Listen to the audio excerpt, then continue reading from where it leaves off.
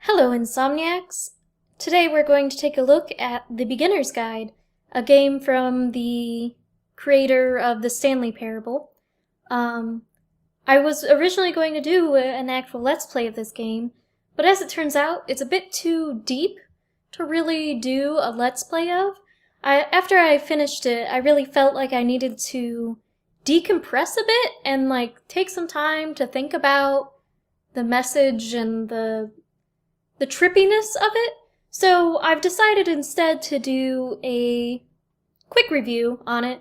I'm going to try to avoid any major spoilers, but I may come across some minor spoilers when I talk about it, but I'll be sure not to reveal anything too major.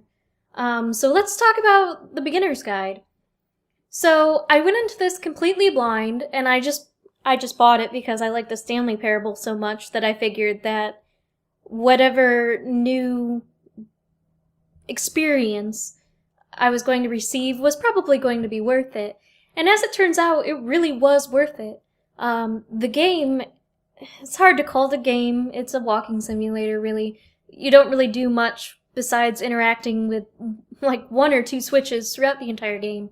Most of it is walking. It takes about an hour and a half to complete. I think that's pretty much the same for everyone. It's mostly very narrative focused. So there's not really too much to it. The narrative is obviously the important part, just like it was in the Stanley Parable, with the exception being that the Stanley Parable gave you more options, and this is very, very linear.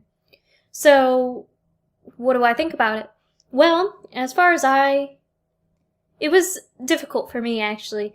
It's quite an emotional experience, and if you've ever had any struggles with your creative side, or with depression, or feeling lonely, it seems like it really hits those notes quite a bit. So, I really wasn't expecting it to have such an emotional impact on me, and it really kinda did.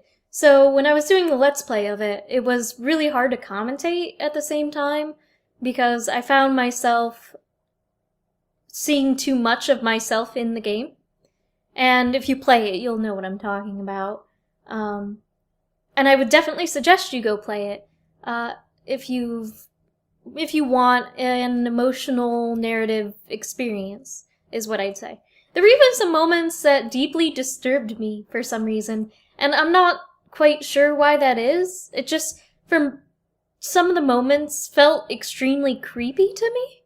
I'm not sure if other people will say that. It's not scary, it's just certain moments felt extremely dark. And I don't know. I really felt what the creator was going for in that regard. So, anything else that I would say about it? Because there's really not much to say about it unless I cover spoilers.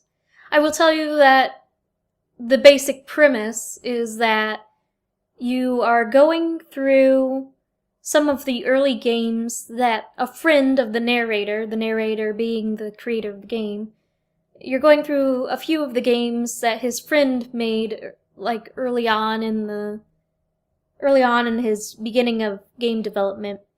And that's the main premise, is going through these games.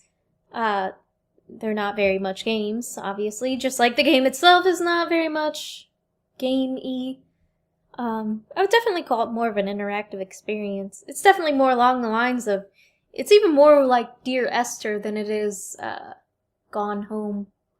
Gone Home, at least you're collecting things, and I don't know. You know, Dear Esther, you just walk through it, and there's notes, and that's it. So I would call it more along those lines. Does that make it a bad game? Depends on what you're looking for. If you're very open to new experiences, it's probably worth it. It is currently, I believe, $8 on Steam, so I guess it depends on what kind of experience you want to get for $8. It's only an hour and a half long. Overall, I really was impacted by it, and I thought it was a great game. So, like I said, if you struggle with your inner demons about your creative life or your need for acceptance, attention, the feeling of being alone. It covers a lot of those topics, and I would suggest that you check it out if you're into that sort of experience. So, thank you all for watching this video. Be sure to like, comment, and subscribe, and I'll see you all next time.